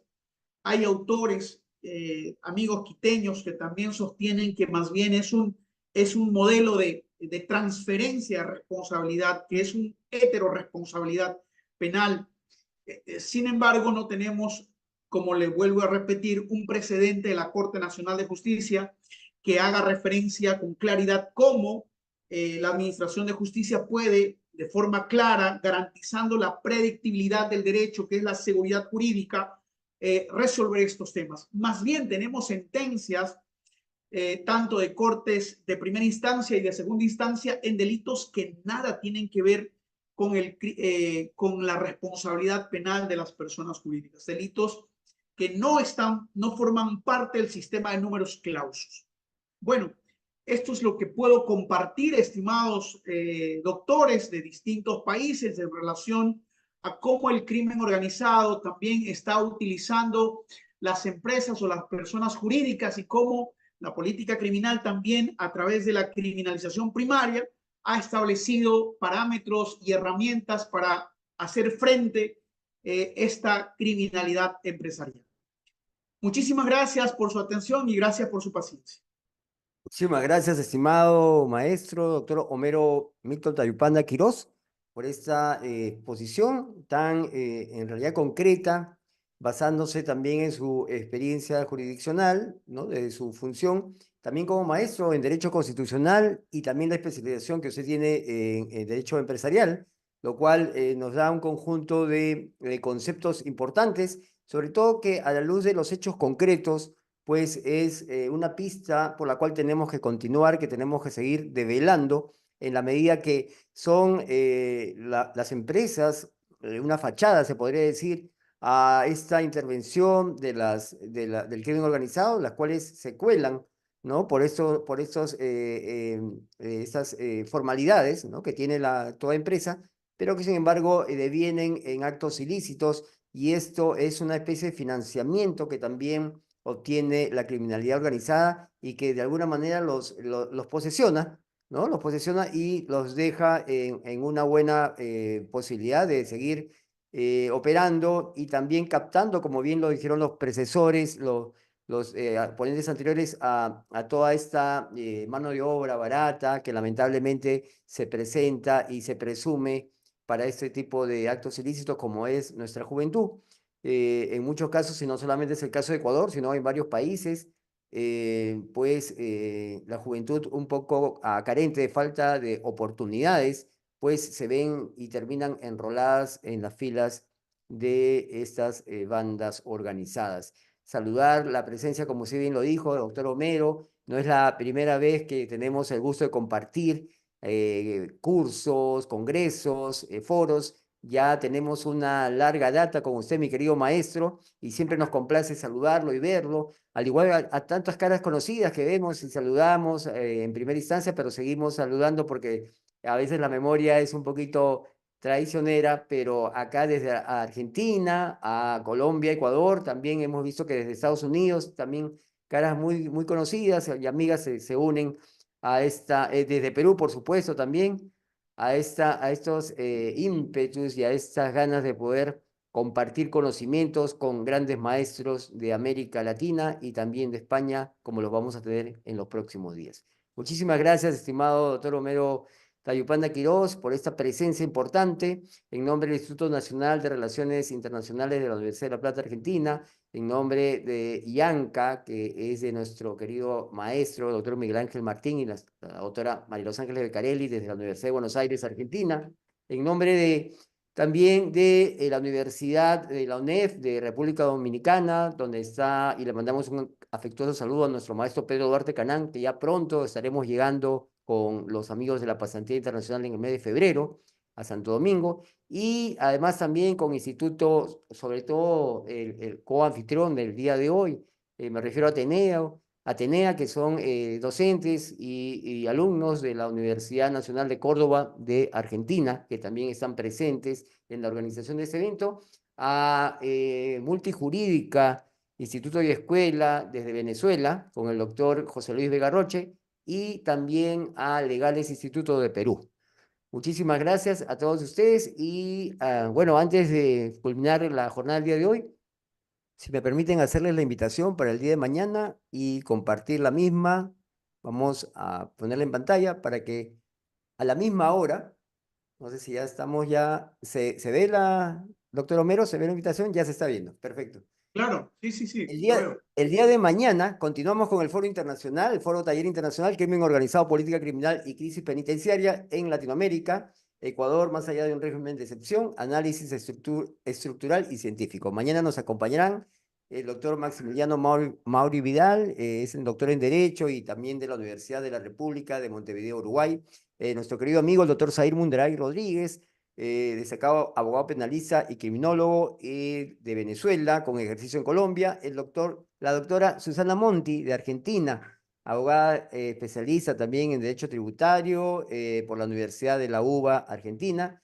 Y el doctor Daniel Mendoza Medel, maestro en Ciencias Penales por la Universidad Autónoma de Puebla. Él es de México y los cuatro estarán presentes mañana a partir de las 5 de la tarde, hora de Ecuador, Colombia y Perú, 4 de la tarde para los amigos de Guatemala, Nicaragua, El Salvador, México y todo Centroamérica, a partir de las 6 de la tarde para Venezuela, Santo Domingo, República Dominicana, Bolivia y Cuba, a partir de las 7 de la noche para nuestros hermanos de Argentina, Uruguay, Paraguay, Brasil y Chile, y medianoche para nuestros amigos de España e Italia.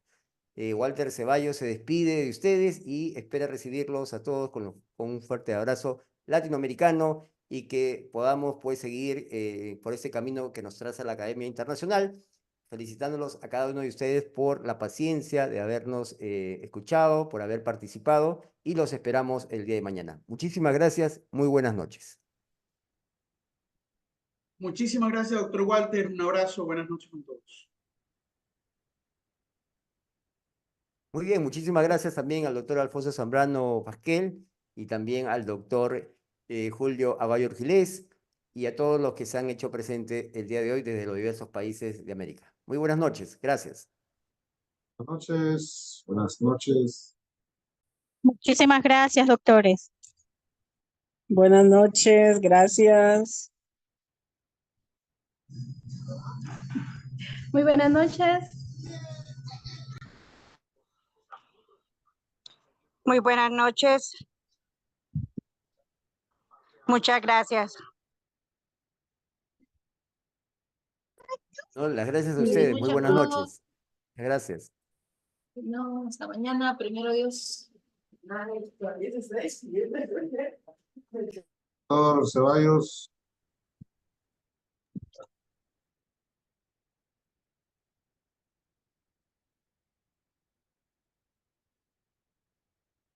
Muy buenas noches, saludos. Buenas noches, gracias. Gracias, muy amables, muy buenas noches, cariños, gracias.